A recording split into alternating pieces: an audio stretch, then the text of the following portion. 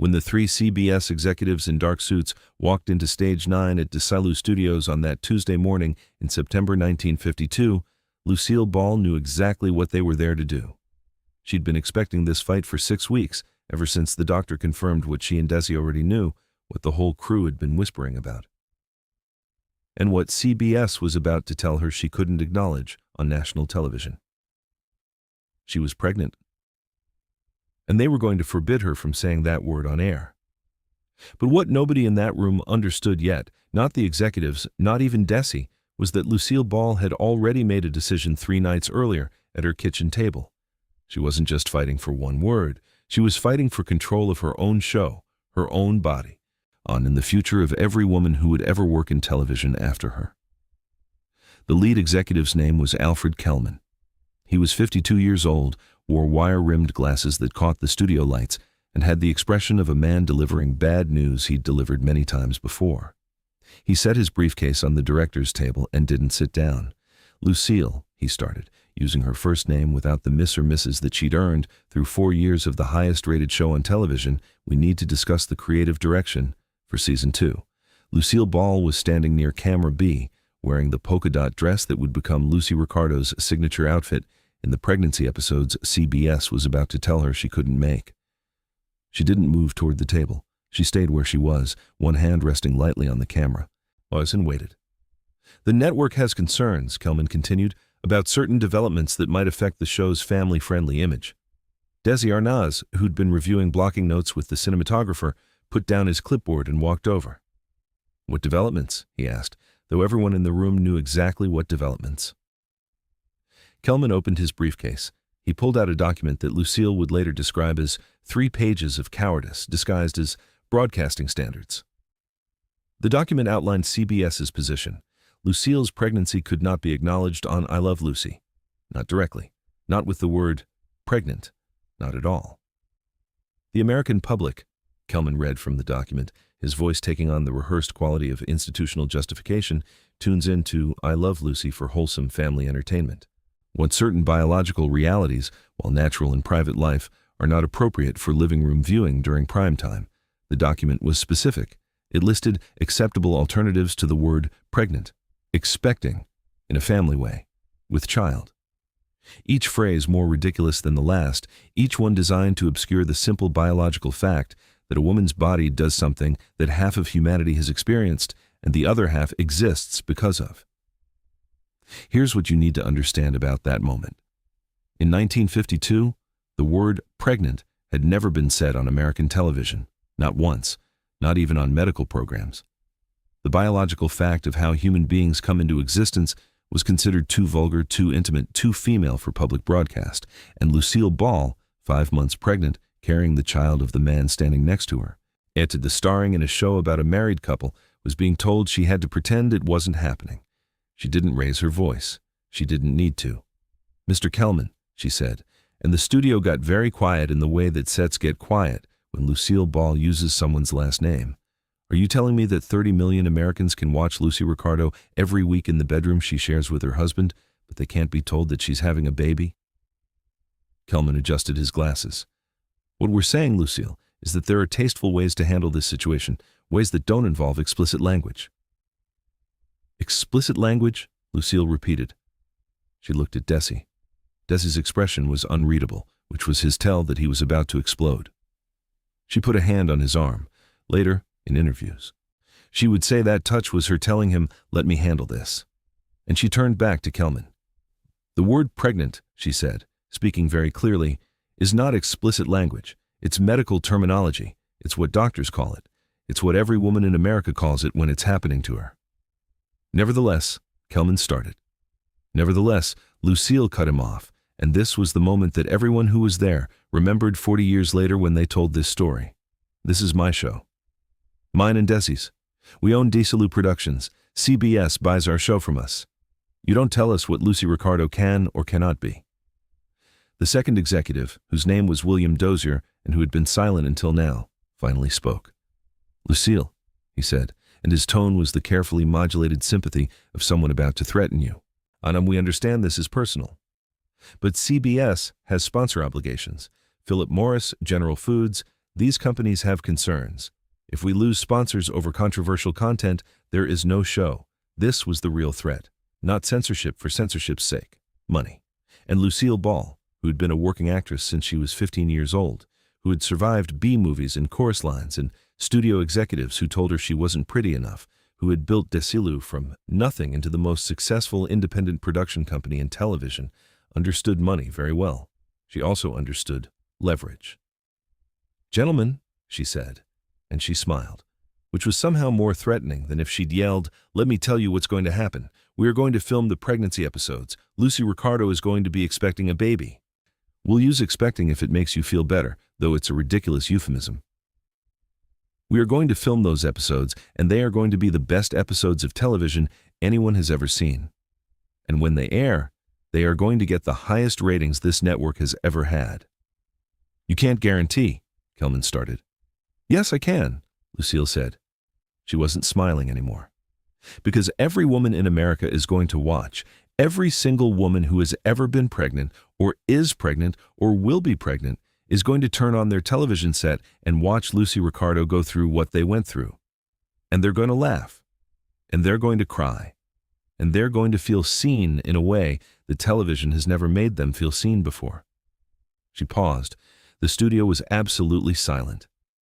"And if you pull our sponsorship," she continued, "if you tell Philip Morris and General Foods that CBS doesn't want to air the highest-rated show on television because you're afraid of pregnant women, those sponsors are going to find another network that isn't afraid. And you know what happens then?" She let the question sit.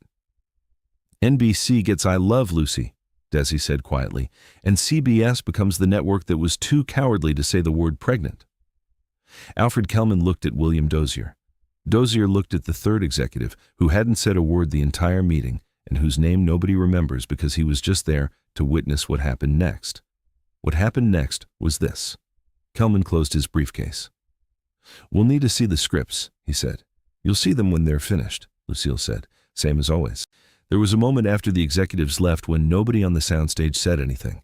The crew had been watching from a respectful distance, close enough to understand the stakes of what had just happened, far enough away to give Lucille and Desi the space the conversation required. Jess Oppenheimer, the head writer, was the first to move. He walked over to Lucille and said only 3 words, "We'll make it work." And Lucille, who had been holding herself together with the particular kind of control that comes from knowing that if you let go even a little bit, everything will come out at once, nodded once and walked to her dressing room. She sat down at her makeup table and looked at herself in the mirror for a long time. She was 41 years old. She had been working in show business for 26 years. And she had just bet everything, the show, the production company, her career, on the idea that American women deserved to see themselves on television. The pregnancy episodes of I Love Lucy aired between December 1952 and January 1953. CBS never said the word pregnant. They used expecting. But Lucille Ball made sure that every single script, every single scene, treated Lucy Ricardo's pregnancy with the humor, the reality, and the dignity that it deserved. The writers consulted with a priest, a minister, and a rabbi to ensure that the content would not offend religious sensibilities. All 3 clergymen reviewed every script. All 3 approved them. This was Lucille's idea. She knew that if CBS tried to pull the episodes, she could point to religious approval as evidence that the content was wholesome. She was always 3 steps ahead. The episodes were filmed in front of a live studio audience, the same as every I Love Lucy episode.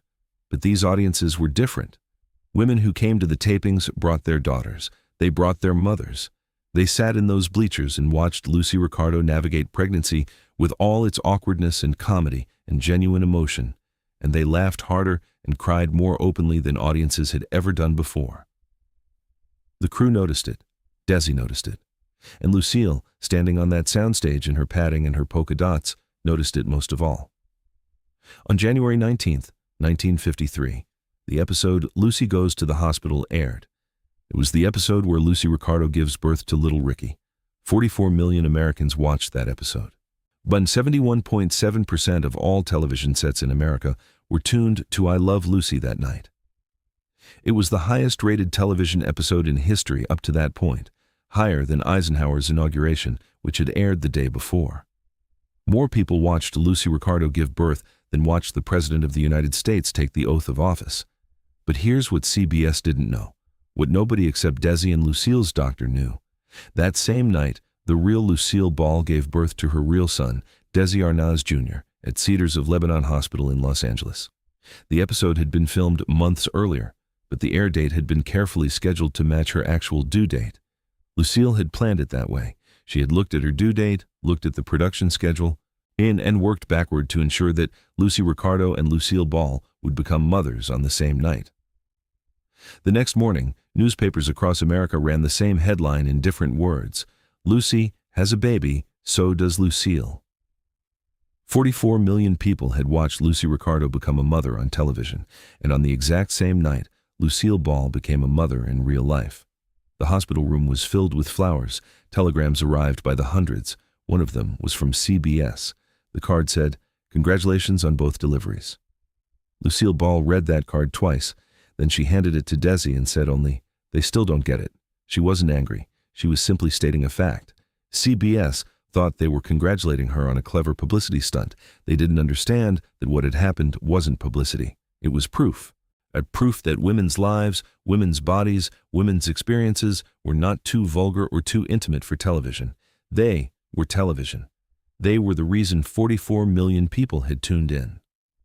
Alfred Kellman, the executive who had tried to censor the pregnancy storyline, was fired 8 months later when I Love Lucy renewals made CBS the most profitable network in television history. Lucille Ball didn't advocate for his firing. She didn't need to. The ratings spoke for themselves. In 1976, 23 years after the pregnancy episodes aired, a television journalist asked Lucille Ball if she remembered the censorship fight with CBS. "Of course I remember," she said. "That was the day I learned that the people who run television are terrified of women. Not because women are dangerous, because women are half the audience.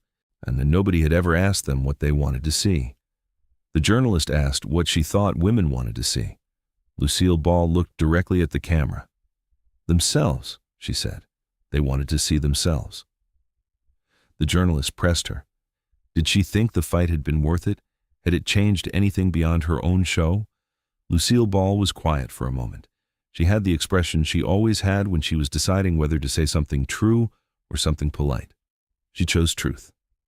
"Every woman who has ever appeared on television while pregnant," she said, "every storyline about pregnancy, every acknowledgement that women's bodies do this extraordinary thing, exists because we fought that fight in 1952. And I don't say that to take credit. I say it because somebody had to go first, and I had the leverage to do it. Most women don't have that leverage. So, yes, it was worth it." She paused. "The question isn't whether it was worth it," she continued. "The question is why it had to be a fight at all. Today, every pregnancy storyline on television, every working mother, every woman who has ever appeared on screen and been allowed to be visibly, unapologetically pregnant, they exist because Lucille Ball stood in Stage 9 at Desilu Studios in September 1952 and refused to pretend her body wasn't doing what bodies do. She didn't do it for history. She did it because it was her show, her life, and her right to tell the truth. And when CBS tried to stop her, she looked them in the eye and told them that truth was better television than lies. She was right. But the three CBS executives in their dark suits had walked into that studio thinking they controlled what America saw on television. They left knowing they didn't. Lucille Ball controlled what America saw, and what she chose to show them was the truth. That's the whole story. If this story reminded you that the battles fought in writers' rooms and studio offices can change what millions of people are allowed to see and say, subscribe, leave a comment, and hit that notification bell. More stories about the women who build television by refusing to be invisible are coming every single week.